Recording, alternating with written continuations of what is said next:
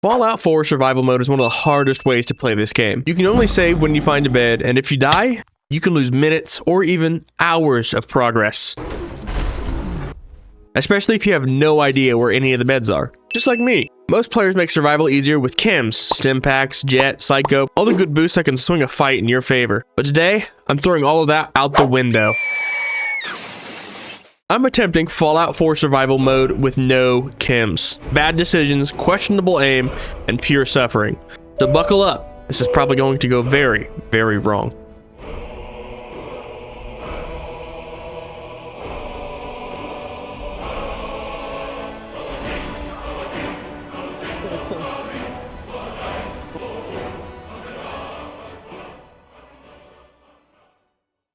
We start this playthrough by accidentally making Michael Jackson. I just made Michael Jackson, dude. Yeah, not planned at all. All right. We're good. That's Michael Jackson. For the build, I went with a pretty even special setup, giving luck a little boost because, to be honest, we're gonna need it. After leaving the vault, as you saw in the intro, we confirmed we're in survival mode. And headed straight to Sanctuary like every good Fallout run begins. I talked to Codsworth, scrapped a ton of junk, and built myself a simple bed just to have a save outside of Vault 111. I modded the 10mm pistol the Vault kindly provided and started feeling way too confident about this challenge.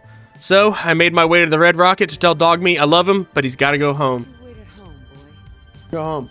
Then, being the absolute loot goblin I am, I crawled through every inch of the Red Rocket basement before tossing my first perk into Gunslinger.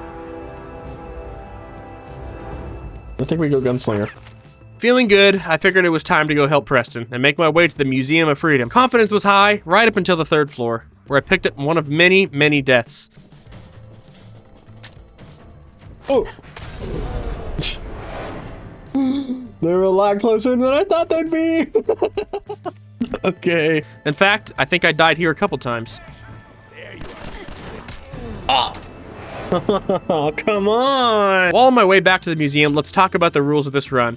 I can pick up chems, but only to sell them. Using them, completely off limits. No companions unless they're forced upon me by quests, and no power armor. Although I might have broken that rule early on helping Preston and taking down the Death Claw. But hey, I didn't know what I was getting into yet. Next on the list was making it into Diamond City. That's where I truly realized what I'd gotten myself into. I ran halfway there and promptly perished.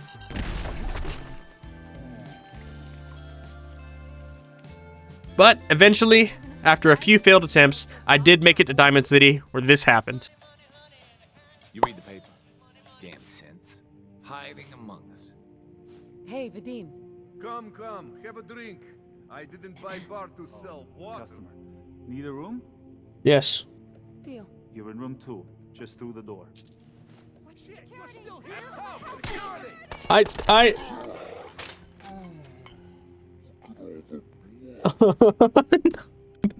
No. What just happened? After a small cry session, I finally made it back to Diamond City, death count sitting at a solid 9. I crashed to the city to save, and then began the quest to find one of my favorite companions, if I were allowed to have one, Nick Valentine. After talking to Ellie, I slept again and decided to begin my lifelong mission, getting the perfectly preserved pie. I don't care how long it takes, I will stand in front of that machine for 24 hours clicking if I have to. I will get that freaking pie.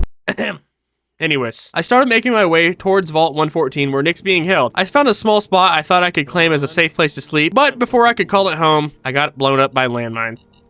No! Oh, come on! I tried again for the pie on the way out, failed. Again, killed the raiders without missing legs, and made it to Park Street Station. The death count continued to climb, but definitely not because I walked right past a bed. Nope, wouldn't be me. Very nice. Is there a bed?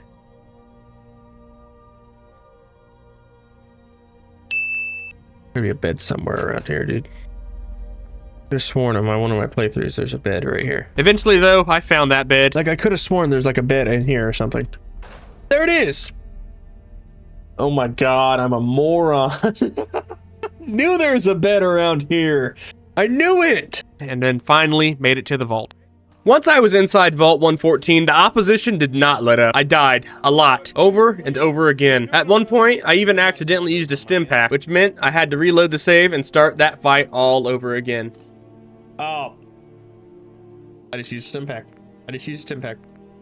When I finally made it to Dino, I took a quick nap in a nearby bed, and then tried to turn the wall behind him into modern art with a shotgun. Even using VATS, I missed. Don't ask me how. How do you miss the first shot? That is unreal, dude. After losing my mind several times trying to beat him, I finally managed to take him down and free Nick Valentine, the legend himself, back into the waste. After that long, hard-fought battle, I was exhausted, so I slept. There's gonna be a lot of that. Nick and I continued fighting our way through the vault until we came up to the man himself, Skinny Malone. And as you can probably guess, yeah, I died a few times here too. No. But after some strategic running away and a little bit of cheesing, even Skinny Malone felt a Michael Jackson's might. What? Please. Please.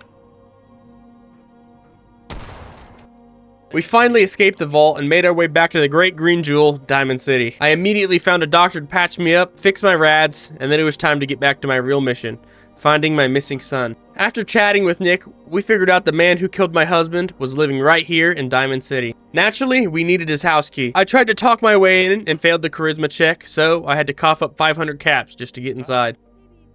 Next stop on my journey, tracking down the husband-murdering cereal box mascot of a man himself with dog meat leading the way. On the way to track down Kellogg, we ran into a legendary rad scorpion hunter. Dog meat.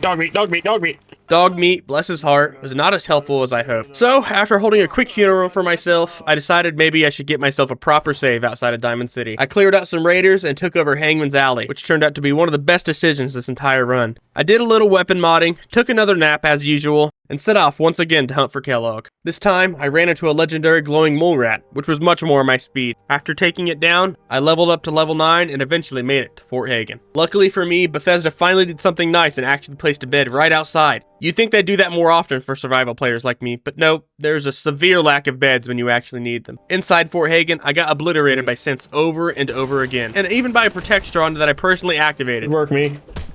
You're... Didn't even shoot at him. After some strategic selective sleeping, I managed to push further into the fort, only to have yet another landmine claim my legs. No. I panicked so hard there. Oh my god. But I got revenge, took out a few cents, and finally collected the bowl that I'd be using to pour Kellogg into. Coming for you, Kellogg. It took me a couple tries. The first time he refused to take damage. Hey, that didn't do anything. The second time, I decided I wanted to hear his dialogue options first, but eventually Kellogg became my next meal. Hey, Oh, Frosted Flakes! Hey, Snook! Run. That's what I'm talking about. Guys didn't even stand a chance. Can I eat him now? Can I eat him? Yes! Let me eat his corpse. Oh yeah, that's delicious. As I left Fort Hagen, the Pridwin arrived overhead. Filling the sky with Brotherhood glory, I took out a few super mutants on my way out, and then headed back to Hangman's Alley for another well-deserved nap and some weapon modding. Finally, I made my way back to Diamond City to meet up with Nick and figure out what our next move would be. Naturally, the next step was to head for Good Neighbor. Chat tried to convince me to fight Swan, which was a terrible idea since I didn't have a save point nearby. Absolutely not. You are not catching me fighting Swan. All right, not happening. I don't have a save point right near here. A few moments later.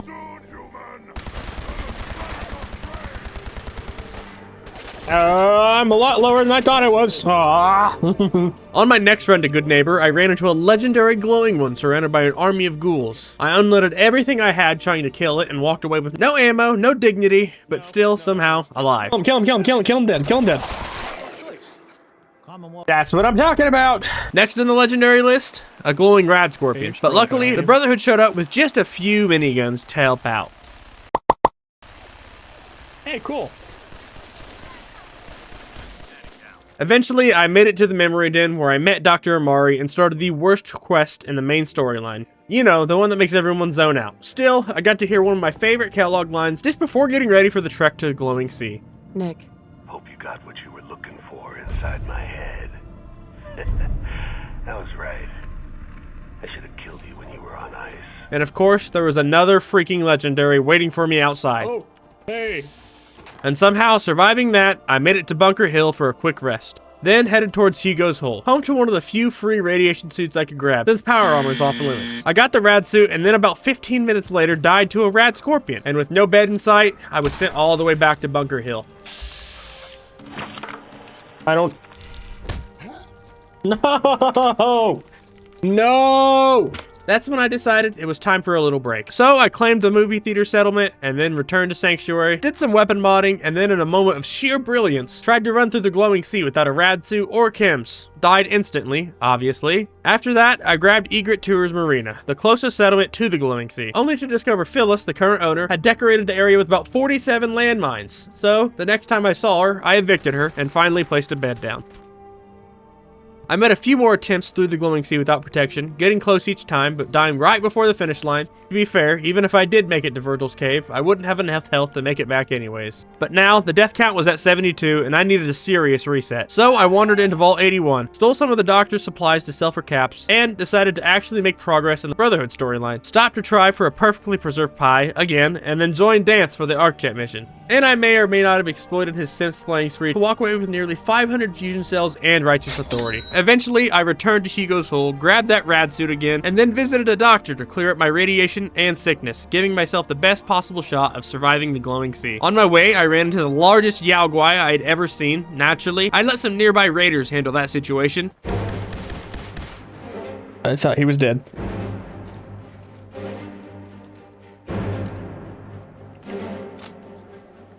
Oh my gosh! No!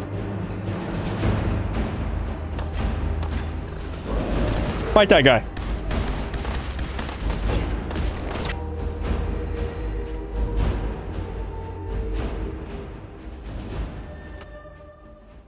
Must have been the wind. Then, back at the marina, some hidden landmines decided to cripple me again. But finally, after all that, I reached the crater of Adam. Between the scents, a Brotherhood vertibird literally crashing into me, a rad scorpion performing a mass extinction event on the children of Adam, I somehow managed to loot the note off of Isolde and make it to Virgil's cave. Finally, thank God. This was by far the absolute worst part of the challenge so far. I died so many times. But hey, it definitely couldn't get worse from here, right? After talking with Virgil and promising I'd get his serum, I won't, I began heading back and begged Bethesda not to let me die because there's no bed in Virgil's cave and finding one in the glowing sea is about as likely as finding a stable Bethesda release. Somehow though, I actually made it out alive and crashed on a sleeping bag I found on a bridge. Progress. Next on the list, find the courser, remove his head, and borrow a small chip so I can teleport into the Institute. But first, I try for a slice of pie. You already know how that went. Please, I beg. On my way there, I spot a legendary super mutant brute and decide to let him live another day. Totally merciful, no other reason. But then Bethesda reminded me who's boss, and a feral mongrel bumped a car into me, sending me falling like a white girl in a horror movie. The car killed me! What? After my surprise car accident, I reached Green Tech Genetics and started fighting my way up to the courser. Naturally, I died to a landmine again. Oh, I'm dead. I thought I lived. And then another one for good measure. Oh! Eventually, I made it to the top, and well, I made this computer, well, I'll just let the clip explain it. Okay. All right, we got this. Watch this. Comes. Hey, Let's go! After that fiasco, I unleashed every explosive I had, rockets, mines, Molotovs, and finally took the courser down, collected the chip, and completely forgot about the clanker in the cage. I ran straight to Goodnober to show Dr. Amari my shiny new trophy. This is when I met everyone's favorite faction, the Railroad. But first, chat told me to fight Swan barehanded, and it went exactly how you'd expect. Instant regret. How deep is this? Run away, run away, run away, run away, run away. All right, here we go, here we go. Oh! Okay. Okay. Grab a hit, okay, we're fine. Oh, and we're dead. After that, I followed the Freedom Trail, only to get a grenade chucked at me by a super mutant while I was running from a suicide. Okay, whoa! Hold on now, hold on. I seem to have messed with the wrong person. Oh! Oh, but, chat.